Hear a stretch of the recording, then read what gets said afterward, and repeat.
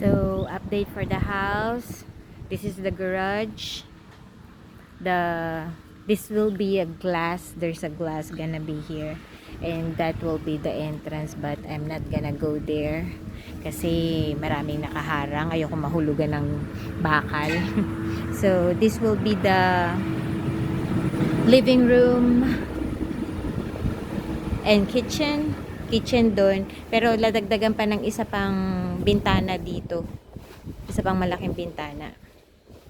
Tapos yun yung utility room, ito yung pantry, and ito yung ano namin, ito yung aming magiging parking na lalagyan ng emergency exit, and these two windows para kahit paano may liwanag sa umaga.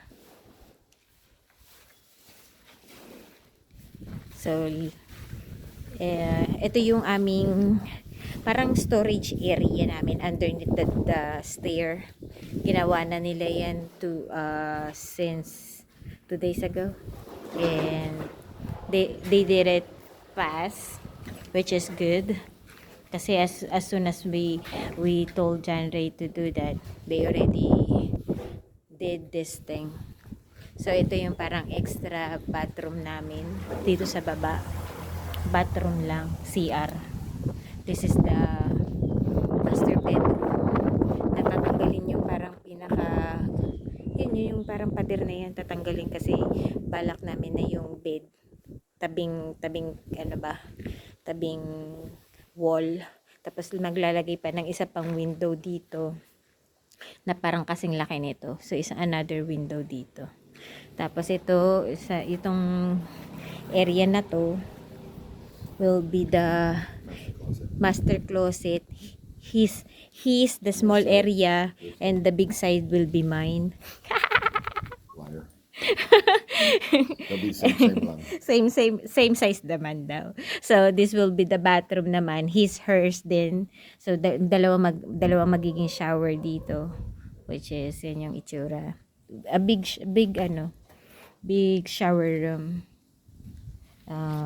And then we will go to the upstairs para sa itsura naman ng bahay sa taas. So ito yung hagdan nga namin na pinagawa na to para may storage area kami. So ito yung second floor. Ito magiging glass ang ilalagay dito para may sinag ng araw ba at hindi laging nakabukas ang ilaw. So itong room sa kanan, which is this is the kanan room, the right room. Ito yung Single bed and office in here. yes, single bed and office room. Closet. And this will be this one? Walk-in closet. Walk-in closet daw to. Walk-in closet. From here you go into the Then Jack and Jill bathroom. Jack and Jill bathroom. Ito yung magiging bathroom connection to the second room. Hallway, bedroom. But they both share this bathroom. So both rooms will share same bathroom, Sink here for that bathroom. and another sink for Here this For room. this room. Over here. CR but toilet. Toilet, yeah. And there'll be a vanity in there.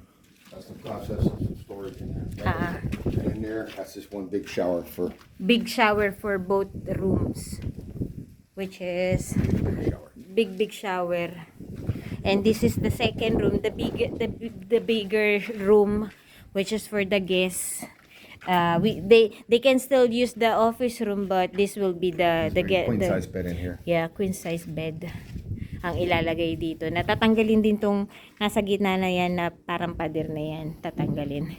And this will be walk-in closet naman A ito. little bit bigger than the other one too. Mas malaki to dun sa walk-in closet dun sa office room niya.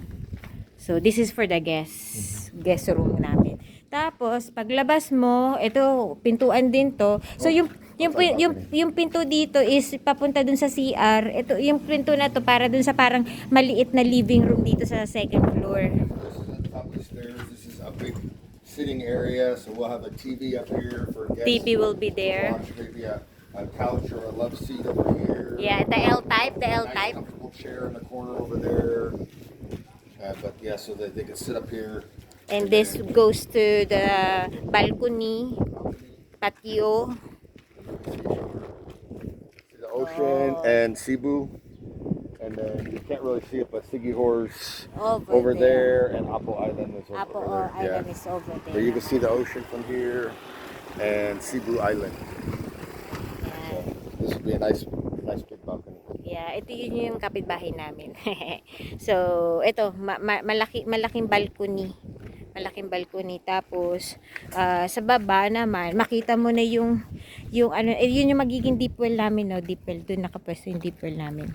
Tapos, ito naman, ito, huhukay, tatakpan nila yung halos kalahati nung butas na yan. Kasi nga, may ano pa kami dyan, may maliit na balcony pa kami dyan sa baba. Para dun sa papunta ng pool. So, maghuhukay pa sila ng maybe about a feet. 1 feet pa, love, to going there, 1 feet or more. No, it's gonna move. It's gonna come out 4 meters from the house, and then 1 meter after that. So 5 meters. That's 15 feet. So yeah, I guess about 2 feet. The pool's gonna shift that way. Yeah. So mauurong yung pool papunta dun sa pader na yun para kahit papaano may madaanan dun sa sa area at saka kumbaga malaki pa rin yung pool at saka mabigyan ng space ngayon para dun sa gagawin na patio dito sa likod. Patio na parang gano'n ang itsura. Pero dito sa side na to. Dito naman sa side na to, yan yung mga plus yung sa side dun sa kabila, yun naman ang gagawin naming garden na lalagyan rin namin ng garden glass, which is yun naman project namin ni Jason when the house is done. Yeah. So maybe a year from now. We'll start Para growing our own vegetables. just to have something to do naman while we're already staying here and living here. So that's our project naman. So ito, ayan yung aming maliit na bahay na pinapagawa. So they are already starting to put the roof on. So hopefully by next week that's all gonna be done, and they will just starting to put roofs already. So kahit pa paano naman may improvement naman after we talk to January about our thoughts na We've done a lot since we've been here. Yeah. Just since we've been here. Yeah, Just the- marami na silang ginawa since na dumating kami dito, which is last Sunday. So a week after. So they already did a lot of stuff in the house. So may improvement naman sa gawa ni John Ray. So far looking good. And like what I said, ito yung bigger room for the guests. That room will be the spare bedroom na office room ni Jason. In between is the connecting bathrooms for the 2 rooms, and this will be the living room area naman. Couch would be like a futon. Yeah. So That, bed. yeah. So, yan. Tapos ito magiging glass din yan. Magiging glass din yung para namin dito, window namin dito para yung sinagdang araw will be here. And we don't need to have lights on during daytime. So this one and this one, big windows, glass windows. Like by the front door. That all And those two, also glass windows. So all the fresh airs will come in, and all the sunlights will come in. So we don't need to turn on any lights during daytime. So that's it. Woo! Hopefully in 2-3 months everything is done. Yeah, right. So, ayan yung hagdan namin. Adios!